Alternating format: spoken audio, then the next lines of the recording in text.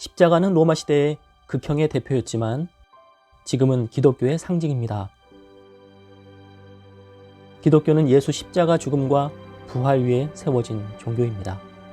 그래서 기독교 문화권인 서양에서 예수 십자가는 서양화 최고의 주제가 되었습니다. 예수 십자가 하면 가장 먼저 떠오르는 화가는 루벤스입니다. 아마 루벤스보다 더 극적으로 예수의 죽음을 묘사한 화가는 없을 겁니다. 한국인에게는 일본 만화영화 플란다스의 개 때문에 친숙한 작품, 바로 안트베르펜 성모 대성당에 걸려있는 십자가의 내려짐입니다.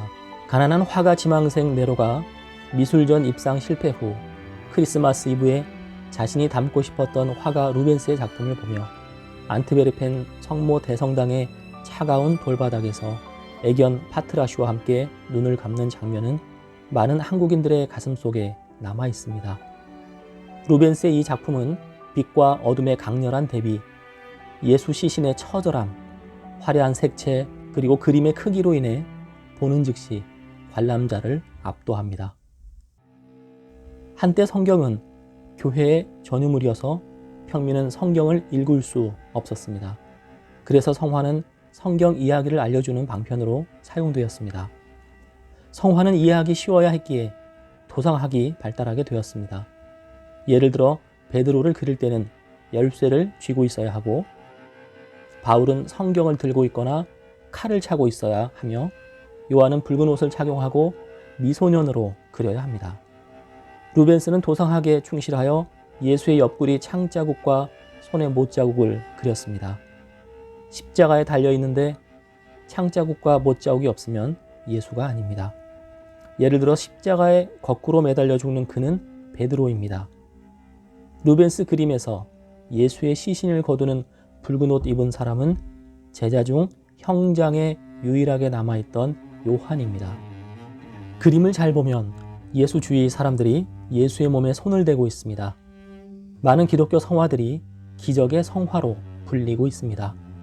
이는 예수의 옷에 손을 대어 12에 앓던 혈루병으로부터 고침받은 여인처럼 성화 앞에서 기도하거나 성화에 손을 대었을 때 병 고침받거나 전쟁에서 승리했다는 기적의 소문들이 널리 퍼졌기 때문입니다.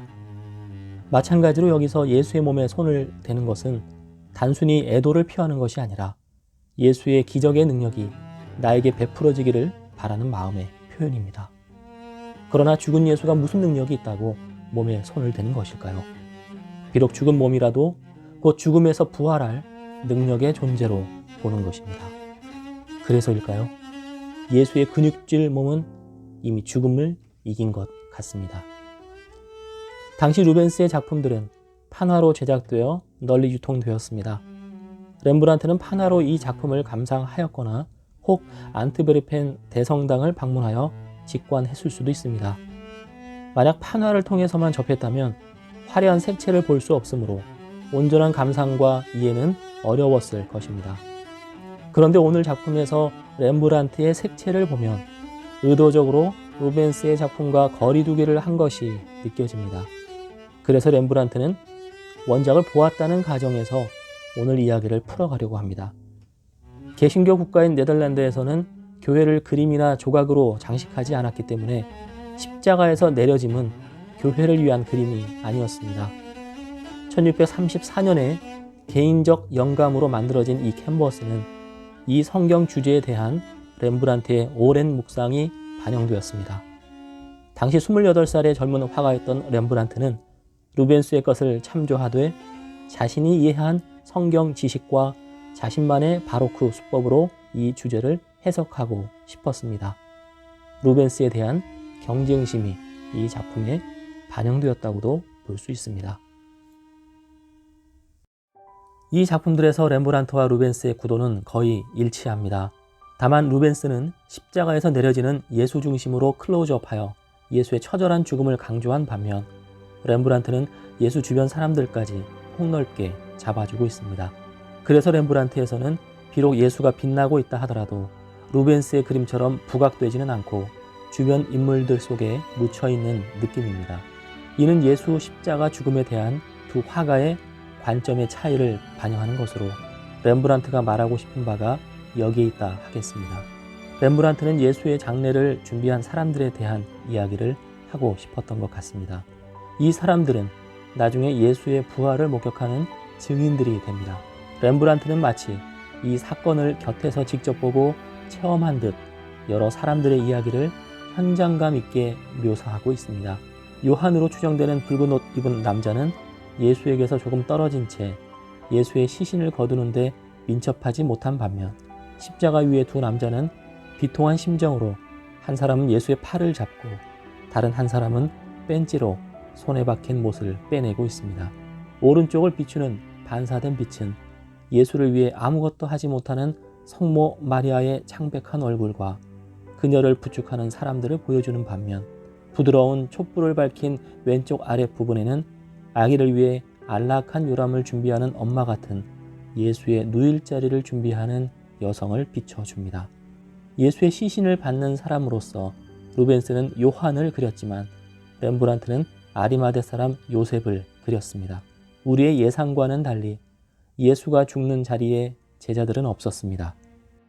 성경은 예수의 시신을 빌라도에게 요구한 아리마대 사람 요셉과 장례식에 쓸 향품을 준비한 니고데모를 언급합니다. 이들은 70명으로 구성된 유대 최고 종교회의의 일원이기에 자신들의 자리를 보존하기 위해서는 예수의 추종자임이 드러나서는 안 됩니다. 그러나 예수의 십자가 앞에서 그들은 결연히 행동했습니다.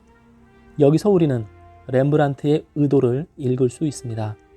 예수의 장례를 준비한 사람들은 성모 마리아나 12 사도들 같은 인물들이 아닌 평범한 여인들 또는 숨은 제자들이었음을 드러낸 것입니다.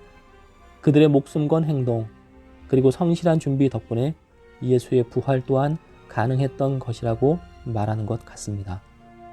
비록 몇 명이 예수의 몸에 손을 대고 있긴 하지만 루벤스의 인물들과 비교할 때 예수의 시신과 사람들 사이에는 거리감이 있습니다. 예수와 사람들 사이의 간격, 십자가 뒤에 어둠 속 빈 공간, 그리고 저 멀리 희미한 예루살렘은 가장 가까운 사람들에게서 버림받은 예수의 절대 고독을 한층 강조합니다. 이 그림에서 밝혀야 할 인물이 있습니다. 바로 횃불을 들고 예수를 비추는 곱슬머리 젊은이입니다. 젊은 시절의 자화상을 떠올리면 우리는 그가 바로 렘브란트임을 알아챌 수 있습니다. 화가들은 그림에 자신의 얼굴을 집어넣곤 합니다. 사건의 목격자로서 진실성을 확보하기 위해서, 이야기 속 시대와 화가의 시대를 연결하기 위해서, 화가 자신을 알리기 위해서입니다. 화가는 제3자의 입장에서 관찰하는 것으로 그치지 않고 그림 속에 직접 등장하여 우리에게 예수 죽음의 의미가 무엇이냐고 묻고 있습니다. 그는 불이 꺼지지 않도록 조심하며 예수의 마지막을 배웅합니다. 그는 고난 끝에 버림받고 십자가에서 못 박혀 나약하게 숨을 거둔 예수의 죽음을 가까이서 목도합니다. 그 렘브란트의 시선은 고스란히 우리에게 전해져서 렘브란트와 함께 인간 예수의 죽음을 다시 생각하게 합니다. 죽음과 삶, 육체의 고통과 영혼의 힘, 절망과 사랑, 이 모든 것이 캔버스에서 일어나는 어둠과 빛의 극적인 투쟁을 통해 구체화되고 있습니다. 전체적인 모노톤의 색채는 차분한 묵상의 세계로 우리를 이끕니다. 초라한 예수의 시신은 루벤스의 그림과 달리 어떤 힘도 느껴지지 않습니다. 그러나 역설적이게도 루벤스처럼 들리지 않아도 예수의 초라한 죽음이라는 현실을 접하면서 우리는 그 죽음의 의미에 더 다가서게 됩니다. 하나님이 우리 인간들 사이에서 살다가 죽었다는 진실을 마주하게 되는 것입니다. 1630년대에 렘브란트 공방에는 학생들로 가득 찼습니다. 그러나 점차 화가는 사회가 기대했던 상세한 묘사 방식에서 벗어나 배경의 세부 사항을 덮어버리는 음영의 대조를 선호하기 시작했습니다. 그는 고객지향적인 그 시대 예술 환경에서 점차 멀어졌습니다. 그래서 이 시기 이후 렘브란트의 작품에서 우리는 어둠에 가려진 부분을 찾아내 읽을 필요가 있습니다. 오른쪽 아래 부분을 밝게 비추면 숨어있는 존재들이 드러납니다. 커다란 검은 개와 가시덤불입니다. 개의 알레고리는 충성이며 가시덤불은 고통입니다. 이 개는 처음부터 끝까지 예수 십자가 처형 장면을 목격하였습니다. 개는 관람자들을 향하여 무섭게 노려보고 있습니다. 마치 예수의 죽음에 직간접적으로 관계된 사람들을 일깨우려는 듯이 말입니다. 예수의 죽음은 당신들의 죽음을 대신한 것이며 그의 고독은 당신들의 고독을 위한 것이라고. 렘브란트는 이렇게 최후의 메시지를 어둠 속에 감추어 놓았습니다. 진리는 그것을 간절히 찾고자 하는 자에게만 주어지기 때문입니다.